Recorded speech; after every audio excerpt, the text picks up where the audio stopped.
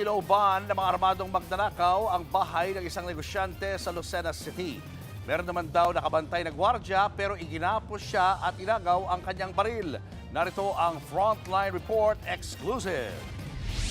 Sa kuhang ito ng CCTV, makikitang nakayapak na pinasok ng 3 lalaki ang bahay na ito sa barangay Silangang Mayaw sa Lucena City madaling araw kahapon. 2 sa kanila, armado ng baril.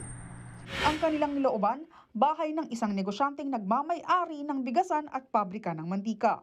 Sa eksklusibong panayam ng News 5 sa anak ng biktimang negosyante, nasa kwarto raw sila noon ng kanyang pamilya nang pumasok ang mga magnanakaw. Ang isang ito, hinalughog ang opisina.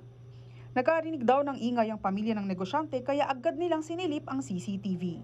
At nang makita ang mga kawatan, pinatunog nila ang alarm sa kanilang bahay kaya nagmamadaling tumakas ang mga magnanakaw. Ang instinct namin ng nanay ko is i-on yung alarm system. Meron kaming warning device sa aming bahay. So, in-on niya yung warning device. So, naalarma yung mga magnanakaw. Kaya siguro sila natakot.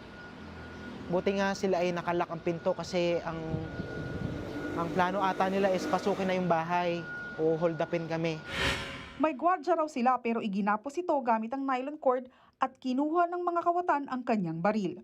Naiwan pa ang crowbar o baretang ginamit ng mga magnanakaw para pwersahang pasukin ang bintana ng bahay. Napaka-alarming talaga nun. Kaya nga namin pinalalabas ngayon kasi ramdam namin na andito lang yung marami pang mga negosyante na baka gawin din ito. Mga negosyante lang kami na naghahanap buhay lang.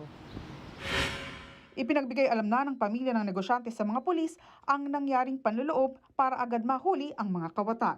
Inaalam pa rin ng mga otoridad ang kabuuang halaga ng mga natangay sa naturang bahay. Nagbabalita mula sa Frontline, Ana Cruz, News 5. Mga kapatid, Julius Babaw po. Para sa komprehensibo at makabuluhang balitaan at talakayan, mag-follow at mag-subscribe na sa social media pages ng News 5.